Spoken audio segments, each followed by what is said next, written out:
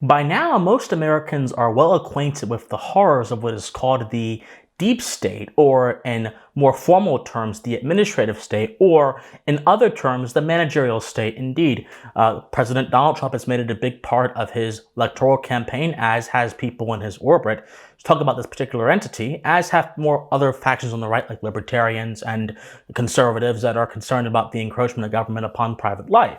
And it is generally agreed by a subset of Americans that the administrative state, the managerial state, the deep state, must go if the health of our country is to be preserved. But unfortunately, despite this consensus among some people, there is still a push within the halls of power to preserve this apparatus of state power and of accumulated authority, which has violated the separation of powers in our government, and to simply slowly scale it back as opposed to actually get rid of it. I predicted in a video I did about Ron DeSantis dropping out that the age of the political reformer was dead.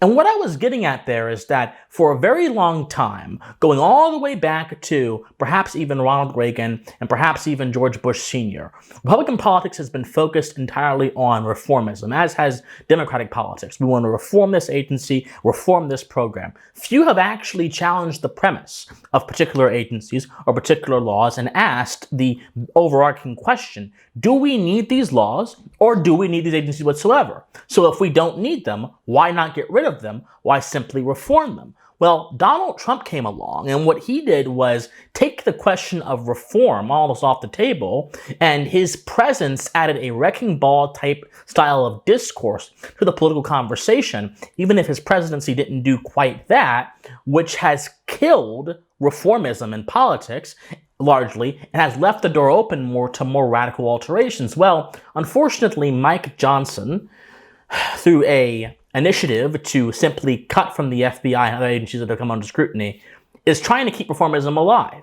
And so are many people that actually are in the rank and file of the halls of power in both parties. So it's important for us to actually state something and say that courageously.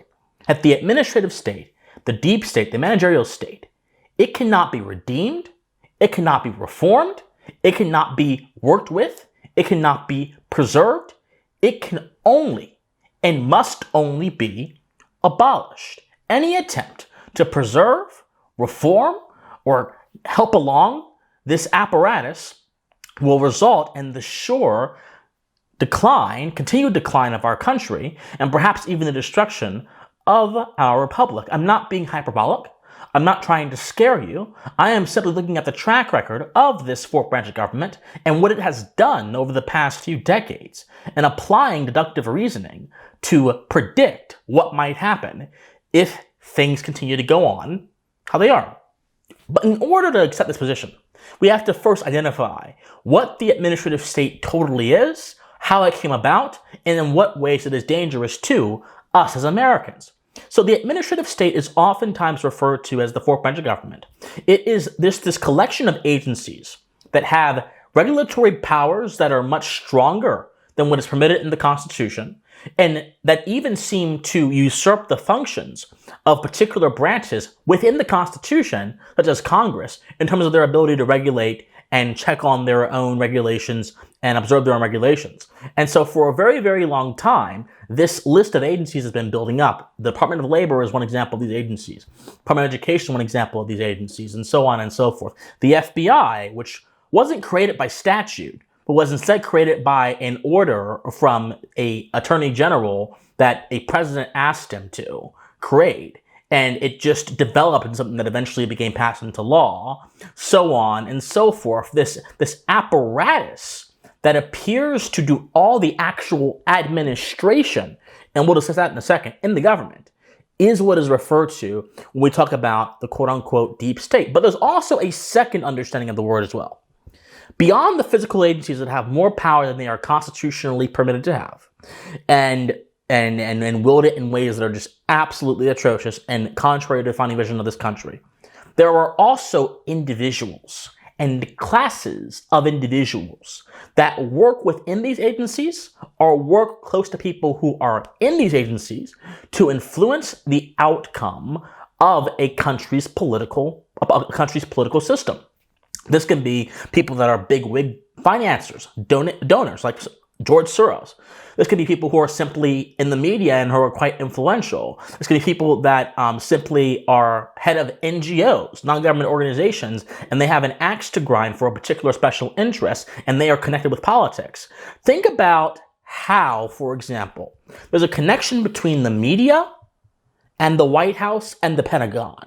Think about during the Iraq War, how many Pentagon analysts were commissioned by the Pentagon to go on CNN and other mainstream outlets as experts to comment on the Iraq War, when in all reality, they were going on those channels not as experts who had an independent-minded, impartial view of the war. They were going on as spokespeople, as mouthpieces for the current narrative controlling the Department of Defense, controlling the Pentagon, and controlling the American war effort. They were propagandists wearing the veil and skin suit of expertise, emboldened by their position towards the administrative state and their closeness to power, and then deployed by those same people to confuse the public. And think about how many people go from the White House, the CIA, or other parts of government, the administrative state, so to speak, the executive branch of government, into the positions in the media. That is concerning, but not only is it concerning, but how the media treats these people, which reinforces their credibility, is equally concerning because it gives them the most impact in the eyes of many Americans. So there's two senses of the deep state. The actual agencies that shouldn't really exist are not unconstitutional, and the people who are influential and who are connected to this political culture that exists in those agencies and that can be used usefully as tools for a certain political agenda, depending on who the person in power is that wants to use them for that agenda. That is the deep state, the administrative state, so to speak. Now, how did this come about? Because this didn't just pop up out of nowhere. A lot of folks like to say that this just popped up because there are people that just are power hungry, and one day they became power hungry and they decided to get power. No. That's not how things work. Most of the time, when someone who is drunk on power gets authority, something preceded their rise to power that is important to note for the student of history and the observer of society if he wishes to correct the imbalance that brought forth evil into a position of prominence. And so I'm going to help you guys do that right now. I want to take us all the way back to 1835. That's a long time ago, but listen to me. I want you to imagine an America which was not even 100 years removed from its founding. 1835 was not even 100 years removed from 1776, and certainly not the 1780s, late 1780s, where everything was finally established in our country.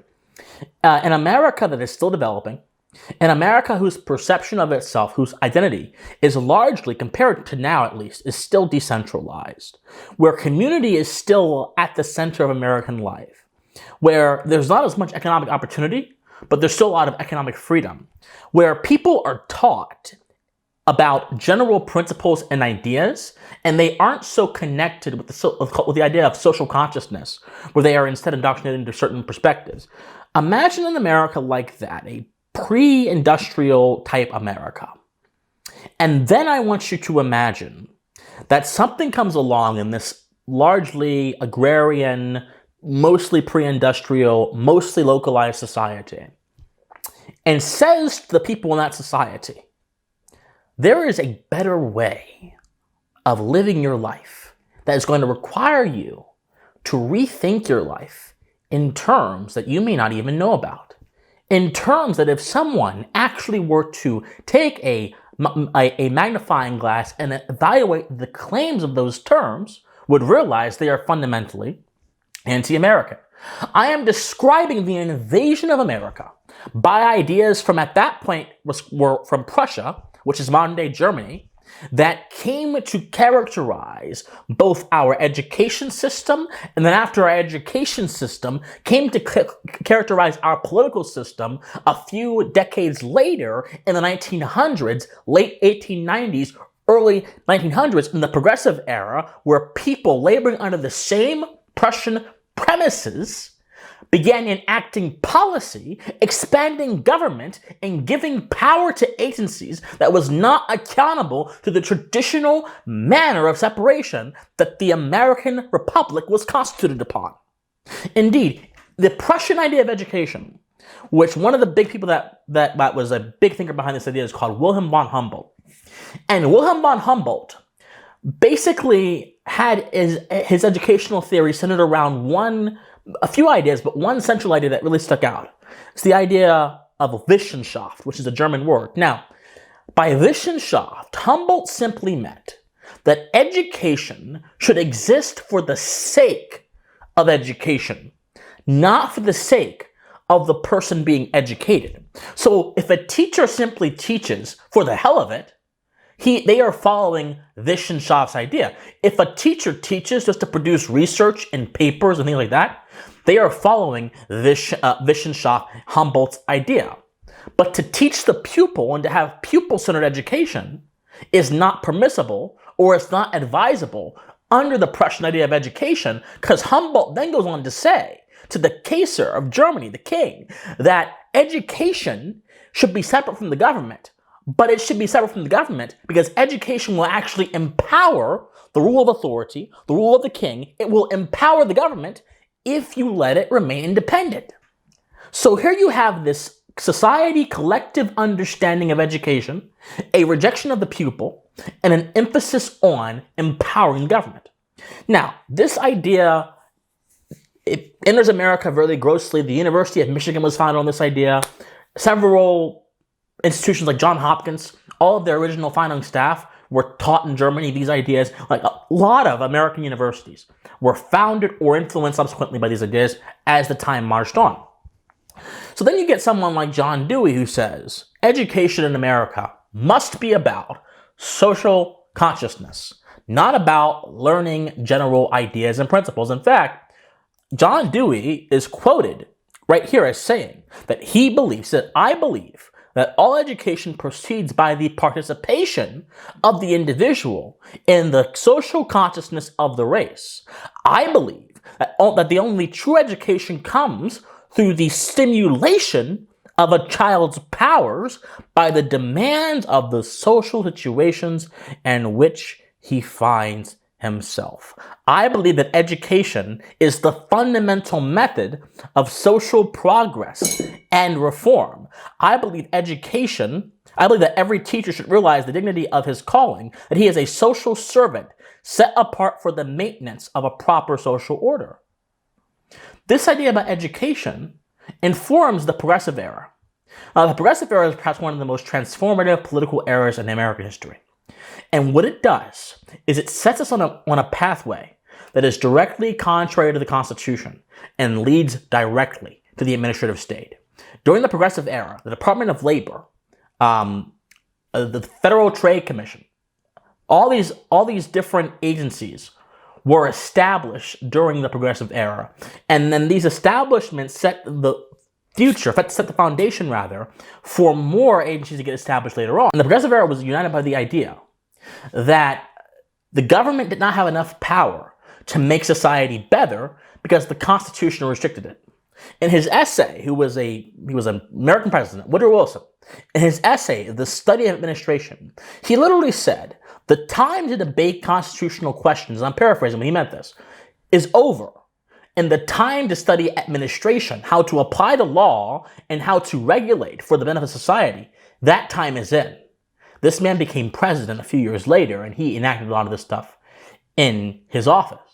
And so the idea became, let's not care about first principles of the Constitution. Let's instead care about administration for the sake of administration, which then gave rise to the era of bureaucracy in American life. Department of Labor was established. The Department of Labor was just used a few years ago by Joe Biden under the power of OSA, who doesn't really have legitimate constitutional power, but that's a different story, different day, to try to force Americans to take a medicine, millions, to take a medicine that they didn't want to take.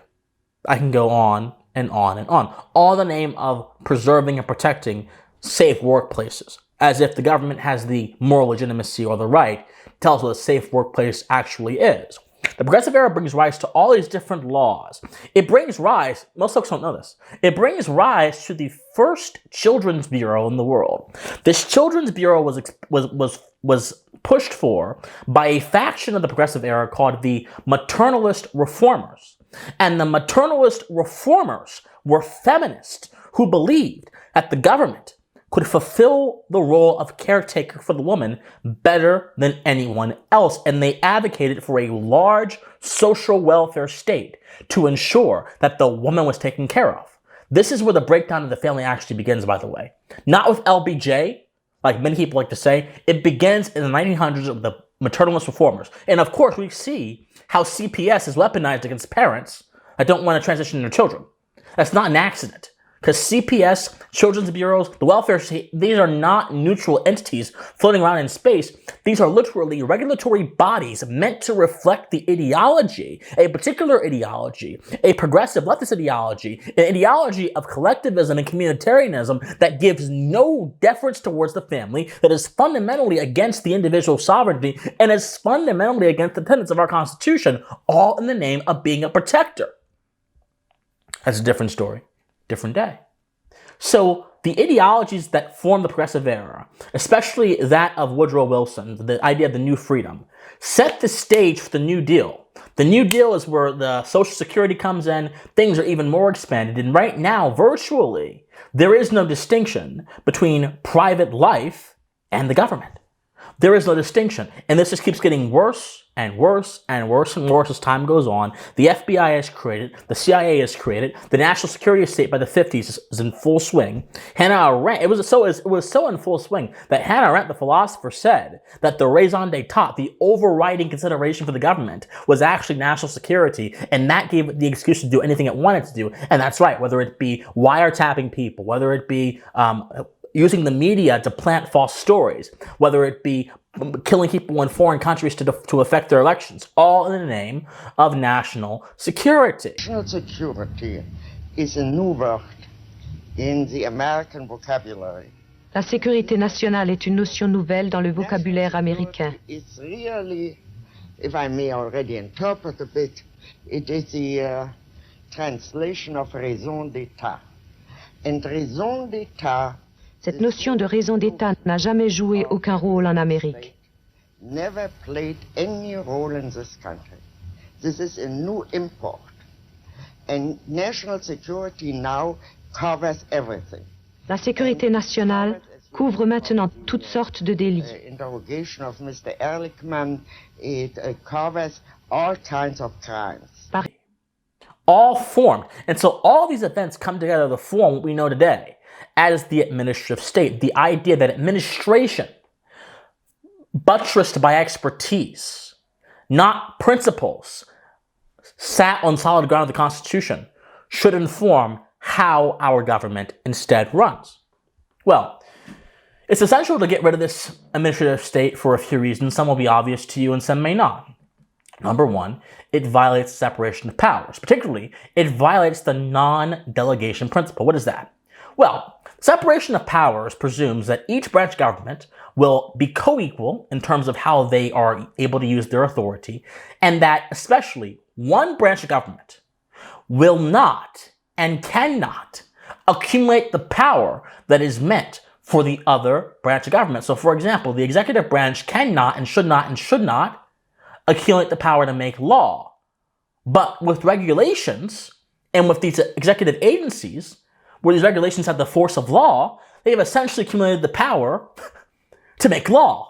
That's against the non-delegation principle, but it is satisfied and justified under certain Supreme Court rulings that ignore that principle and certain bills passed that ignore that principle and simply put the emphasis on expertise and excellence and their worldview.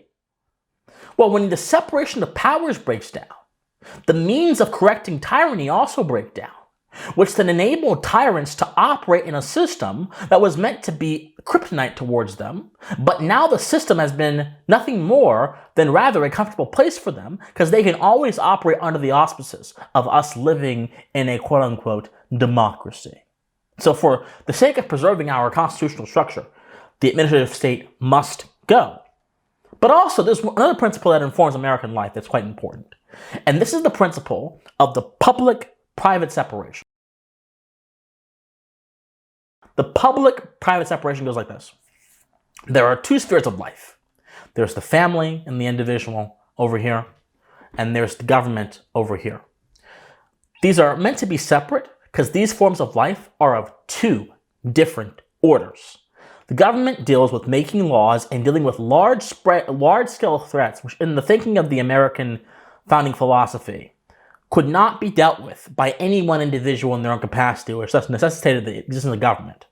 And the private life, they are meant to deal with more micro interactions that happen in society, the more localized things that happen in society. And they are meant to be based on cooperation, mutual care, goodwill, ties, and bonds. Whereas power is not based on any of those things. Power is based on compulsion and control. Compulsion, control, cooperation, and mutual bonds do not go together. So for that reason, the founders idealized two domains of society that must have a line dividing them, lest power and compulsion ruin private society, which it absolutely has. When a regulatory agency can try to force you to get a medicine that you don't want, they have invaded private society.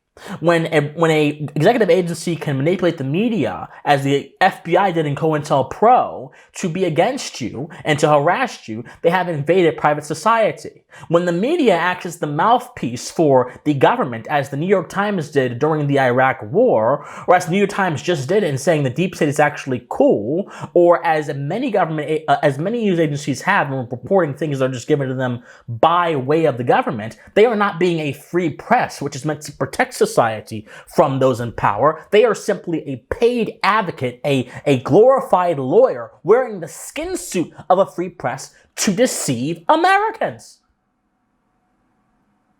The public-private separation, which was meant to correct the poisons of power from seeping into our life, has been violated and has not existed for so long. When you have a program of mass surveillance where the government can literally surveil you at any time for any purpose with no warrant and no true process, you don't have a public-private separation. So to restore the separation, we have to abolish the administrative state. And of course, most importantly, cultural expectations. One of the reasons why people say Americans are lazy or Americans are dependent. One of the reasons why the American person who, in the founding generation, was normally innovative, if they weren't innovative, they were self-sustaining, they were entrepreneurial. The reason today they are not, even though we have far many more capabilities than those in the founding generation, is because the American mind has been boggled down with mediocre anti-American concepts that teach it that the social safety net and the government are supposed to be their biggest dependencies of help. If not their biggest, then at least a fallback in case the family or the society just doesn't work out. You combine this mentality with decades of propaganda to this effect and a digital world which is reducing the attention spans and the ability for us to pursue long-form engaged actions that help us get to excellence. And you get a society that is perpetually dependent in some way, shape, or form on those in power, even if it is indirectly. The cultural expectations that the administrative state creates are destructive to the American spirit. And for that reason, it also must go. Many of you may ask, well, how in the world do we correct these problems, Christian? And I think that's a very fair question. You correct these problems by being honest with yourself, by studying history and studying philosophy and recognizing what America was supposed to be, and then realizing for the past 120 plus years, America has not been what it is supposed to be on a governmental and a policy level, and that must change. But those errors have been cloaked by a language of propaganda that seeks to pull the wool over your eyes and make you believe that America is what it's supposed to be. Here are some actionable steps to get rid of the administrative state. And you can do this in any order you want. Here's some actionable steps.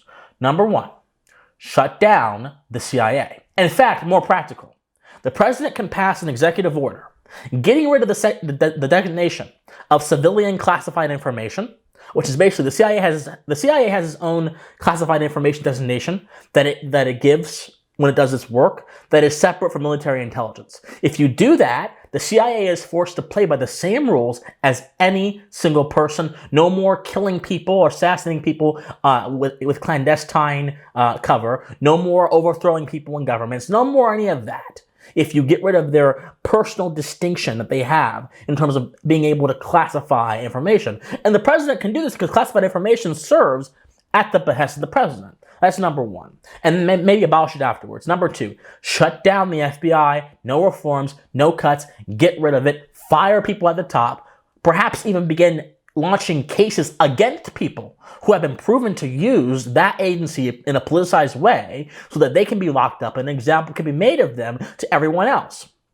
Number three, repeal the Patriot Act. The Patriot Act is one of those terrible abuses of American jurisprudence that has increased the invasion of the public realm into the private realm and has diminished Americans' trust in their government. We need to get rid of it. It is unconstitutional. It is immoral. It is bad. It violates the public-private separation. It is no good. We need to get rid of the PRISM program. The PRISM program is this program that the NSA uses to collect your data. We need to get rid of that, and we need to end the practice of mass surveillance.